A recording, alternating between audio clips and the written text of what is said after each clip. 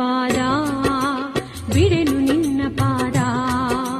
ಈ ಧರೆ ನಡುಗಲಿ ಗಗನವೇ ಬೀಳಲಿ, ಸಾಗರ ಕೆರಳಲಿ, ಶಿಖರವೇ ಉರುಳಲಿ, ಬಿಡೆನು ನಿನ್ನ ಪಾದ ತಾಯೇ.